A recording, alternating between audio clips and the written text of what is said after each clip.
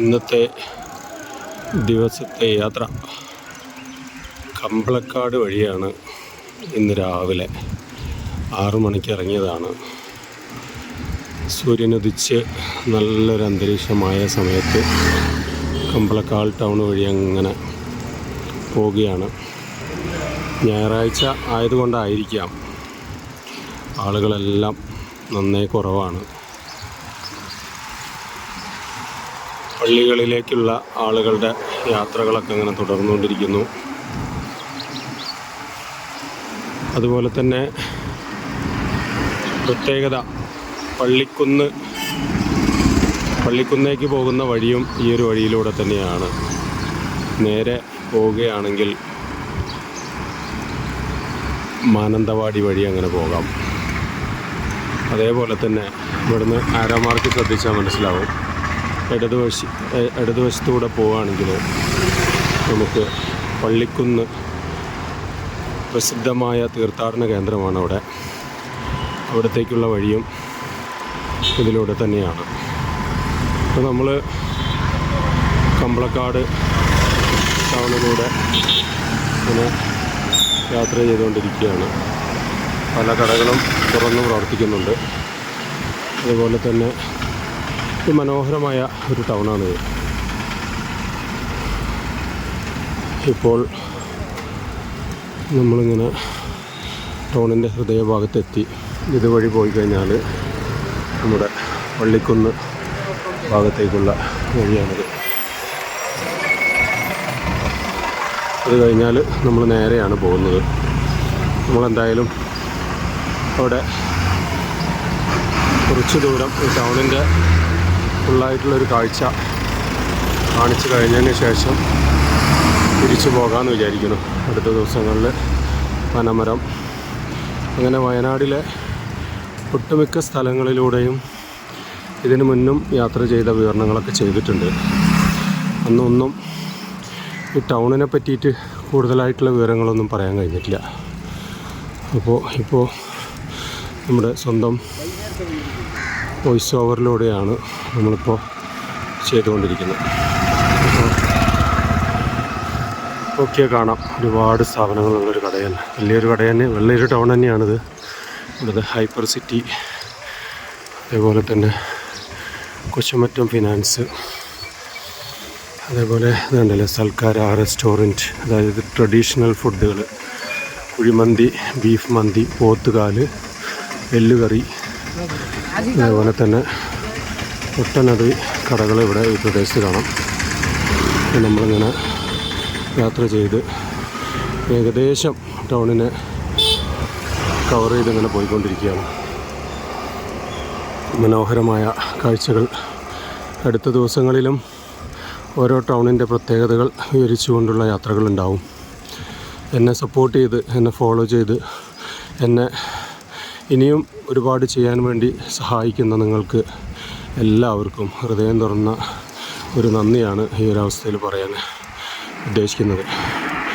എത്രയോ കാറിൻ്റെ കമ്പനിയിൽ, ഷെവർലെ കാറിൽ വർക്ക് ചെയ്യുന്ന സമയത്ത് കാർ ഉപയോഗിച്ചതിൽ വഴിയിലൂടെ എത്രയോ യാത്ര ചെയ്തിട്ടുണ്ട്. പക്ഷെ അതുപോലെയല്ല ഇപ്പോൾ പോകുന്ന യാത്ര. ഇപ്പോൾ യാത്ര ഈ സൈക്കിൾ ഉപയോഗിച്ച് അതിൽ തന്നെ ഡ്രൈവ് ചെയ്ത് അതിലൂടെ ഇങ്ങനെ പോവുകയാണ് ചെയ്യുക. അപ്പോൾ കാണുന്ന കാഴ്ചകൾ, ആ നാടിൻ്റെ വിശേഷങ്ങൾ, ആ നാട്ടിലെ ആളുകളുടെ ജീവിത രീതികൾ, സന്തോഷത്തിൻ്റെയും ദുഃഖത്തിൻ്റെയും ആയിട്ടുള്ള അവസ്ഥകൾ കണ്ടറിഞ്ഞ് അങ്ങനെ ജീവിത ചക്രങ്ങൾ ഇങ്ങനെ പോകുന്നത് പോലെ എൻ്റെ കാലുകൾ ഉപയോഗിച്ചുകൊണ്ട് എൻ്റെ സൈക്കിളിൻ്റെ ചക്രങ്ങൾ കറക്കിക്കൊണ്ട് തന്നെയാണ് പോകുന്നത്. ജീവിതവും ഇതുപോലെ തന്നെയാണ്. എല്ലാ സുഖദുഃഖങ്ങളും അറിഞ്ഞ് ജീവിതത്തെ മുന്നോട്ട് കൊണ്ടുപോവുകയാണ് ഒരു മനുഷ്യധർമ്മം. പ്രശ്നങ്ങളില്ലാത്ത കുടുംബങ്ങളുണ്ടാവില്ല.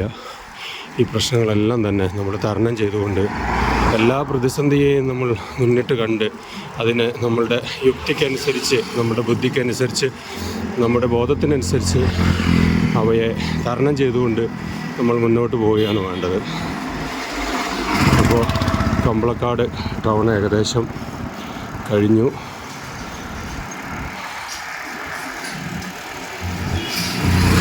വലിയ വലിയ വാഹനങ്ങൾ ലോഡുമായിട്ട് ഇങ്ങനെ പോകുന്നു.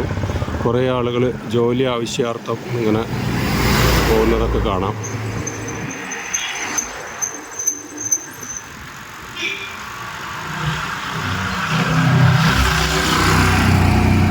എന്തൊക്കെ പറഞ്ഞാലും ഓരോ ടൗണുകളിലൂടെ പോകുമ്പോഴും പുതിയ പുതിയ കാഴ്ചകളാണ് നമുക്ക് കാണാൻ കഴിയുന്നത്. അപ്പോൾ ഇതിലെ പോകുമ്പോൾ കാണാം വലിയൊരു പള്ളി,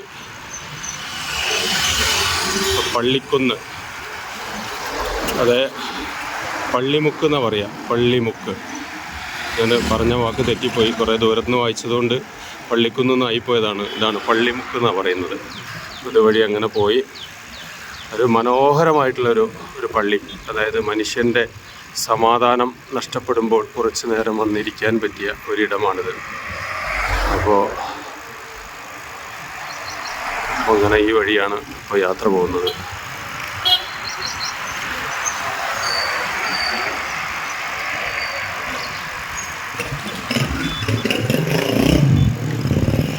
അപ്പോൾ ഇന്നത്തെ യാത്ര ഇത്രയൊക്കെ മതിയെന്ന് വിചാരിക്കുന്നു. ഇനിയും കുറച്ച് ദൂരം കൂടെ മുന്നോട്ട് പോയാൽ എന്തെങ്കിലും പുതിയ കാഴ്ചകൾ നിങ്ങളെ കാണിക്കാൻ കഴിയുകയാണെങ്കിൽ അതും കൂടെ കാണിച്ച് മുന്നോട്ട് പോകാമെന്ന് വിചാരിക്കുന്നു. എന്തായാലും ഈ യാത്രയിലൂടെ ഞാൻ നേടിയതെന്ത് എന്ന് ചോദിച്ചു കഴിഞ്ഞാൽ ഒരുപാട് അനുഭവങ്ങൾ ഈ ജീവിതത്തിൽ ഉണ്ടായിട്ടുണ്ട്.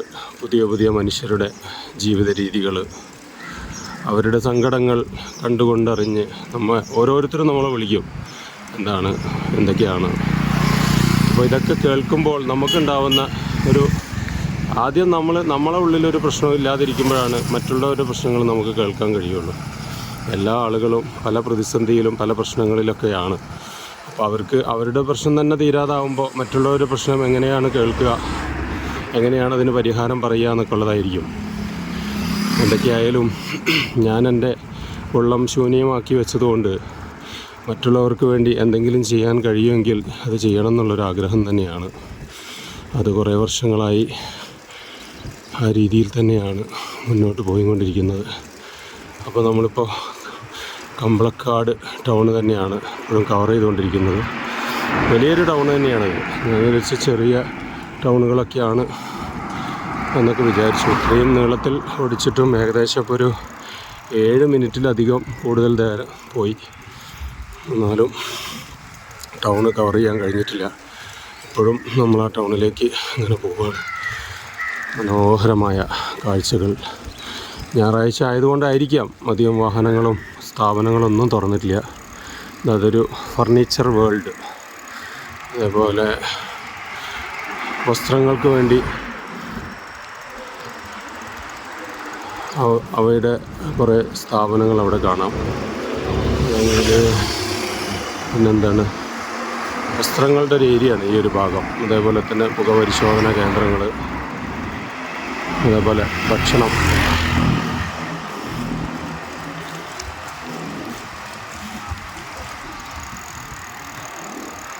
ഇതാണ് കമ്പളക്കാട് KSEBിൻ്റെ സബ്സ്റ്റേഷൻ. 220 kV സബ്സ്റ്റേഷനാണ് ഇവിടെ. അതിൻ്റെ ഒരു ബോർഡൊക്കെ ഇവിടെ കാണാം.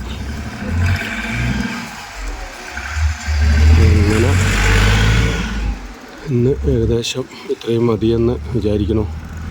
എന്തായാലും ഇത്രയും കാഴ്ചകൾ നിങ്ങളെ കാണിക്കാൻ കഴിഞ്ഞതിലും അതിയായ സന്തോഷമുണ്ട്. എല്ലാവർക്കും നല്ലൊരു ദിവസം നേർന്നുകൊണ്ട് കമ്പളക്കാട് പോലീസ് സ്റ്റേഷൻ ഭാഗത്താണ് ഇപ്പോൾ ഉള്ളത്.